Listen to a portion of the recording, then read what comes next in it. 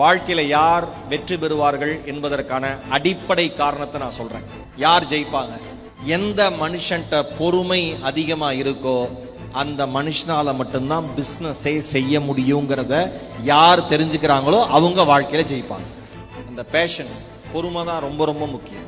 நிறைய பேர் தோற்கிற இடம் எது தெரியுமா? பிசினஸ்ல பொறுமை இல்லாதது மட்டும்தான். உலகத்திலேயே மிகச்சிறந்த வேகம் நிதானம். பிசினஸ்ல ரொம்ப ரொம்ப முக்கியம். ஒரு பல வருட உறவை ஒரு வார்த்தை சதைச்சிடும், பல வருட நட்பை ஒரு வார்த்தை சதைச்சிடும். சொல்லிட்டு அந்த உறவு அருந்து விழுந்தவுடன் கவலைப்படுறதுல எந்த அர்த்தமும் இல்லை. அதனாலதான் வள்ளுவர் யாகாவாராயினும் நான் காக்க அப்படின்னார். ஏன்? இது பேசிட்டு அமைதியா இருந்துரும். அடி வாங்குறதெல்லாம் பல்லு, உடையறதெல்லாம் பல்லு. சொல்லு ரொம்ப ரொம்ப முக்கியம். அதுவும் பிசினஸ் பீப்புளுக்கு நீங்க எந்த வார்த்தையை பயன்படுத்துறீங்கிறது ரொம்ப ரொம்ப முக்கியம்.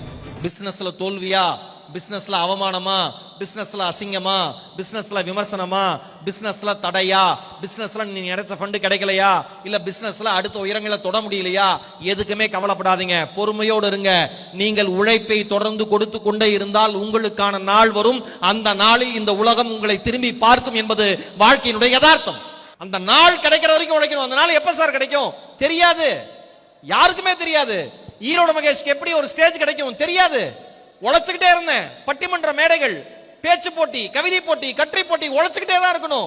அந்த மேடை எப்ப கிடைக்கும் தெரியாது. இந்த வெளிச்சம், இவ்வளவு கைத்தட்டல், இவ்வளவு மக்களோட அன்பு, இவ்வளவு போட்டோகிராஃப், இவ்வளவு ஆட்டோகிராஃப் எப்ப கிடைக்கும் தெரியாது. ஆனால் கிடைக்கும் வரை உழைக்கணும். கிடைச்ச பிறகு அதை விட அதிகமாக உழைப்பவன் பெயர் தான் வெற்றியாளன். நம்ம நினைச்ச இடம் கிடைச்சதுக்கு அப்புறம் அதுக்கப்புறம் ஓடிக்கிட்டே இருக்கணும். என் அருமை தொழில் முனைவோர்களே, செடாயோட இந்த அவார்ட்ஸ் நைட்ல உங்க எல்லாருக்குமே சொல்றேன், நீங்கள் நினைப்பதுதான் உங்களுடைய இலக்கே தவிர அடுத்தவர்கள் நினைப்பது உங்கள் இலக்கே அல்ல என்பதை உணருங்கள். லைஃப் ஒரு மேஜிக். எந்த நேரத்துல எந்த தருணத்துல யார் உங்களை பார்ப்பாங்க, யார் மூலமா உதவி கிடைக்கும், யார் உங்கள் காலை வாரி விடுவாங்க, யார் உங்களை வீழ்த்துவாங்க, யார் உங்களை விமர்சனம் பண்ணுவாங்க, எதுவுமே தெரியாது. ஒன்னே ஒன்னு சொல்றேன், இந்த உலகமே உங்களை கைவிட்டாலும் உங்கள் மீது உங்களுக்கு நம்பிக்கை இருந்தால் இந்த உலகத்தையே தூக்கிவிடக்கூடிய சக்தி உங்களுக்கு இருக்கிறது என்று நம்புங்கள். லைஃப் ஒரு மேஜிக். விமர்சனங்கள் வரதான் செய்யும். நான் ஜிகர்தண்டா பிராண்ட் எல்லாருக்கும் இல்லையா, எங்க போனாலும் ஜிகர்தண்டா ஜிகர்தண்டா சொல்றோம். இவரு ரியா சார் சொன்னாரு, சார் இந்த வருஷம் டைட்டில் ஸ்பான்சர் நாங்க தான் சொல்லிட்டாங்க, அதை மாற்றக்கூடாதுன்னு சொல்லிட்டாங்கன்னாரு. எனக்கு அவ்வளவு ஆச்சரியமா இருந்தது. சாதாரண விஷயமா? ஒரு பிராண்டுக்கு பின்னாடி இருக்கிற உழைப்பு சாதாரண விஷயமா? அவங்க தாத்தா காலத்தில் ஆரம்பிச்ச பிசினஸ் நான் கேட்டுட்டு இருந்தேன். ஒரு ஜிகர்தண்டாங்கிற வரலாறு தெரிஞ்சுங்க, ஒரு பிராண்ட் எப்படி கிரியேட் ஆகுதுன்னு. மரியாதைக்குரிய பெரியவர் ஷேக் மீரான் அவர்கள் தள்ளு வண்டியில ஐஸ்கிரீம் வித்துட்டு இருந்தவர். ஆனா எப்ப ஒரு பிசினஸ் மேன் ஜெயிக்கிறார் தெரியுமா? தான் செய்யக்கூடிய பிசினஸ்ல உலகத்தை பலரும் செய்வாங்க. ஆனா பலர் செய்யக்கூடிய பிசினஸ் தான் செஞ்சாலும் அதுல என்ன புதுமையை புகுத்த முடியும் என்று தெரிந்தவர்கள் வியாபாரத்தில் வெற்றியை பெறுகிறார்கள் என்பதை மறந்து விடாதீர்கள்.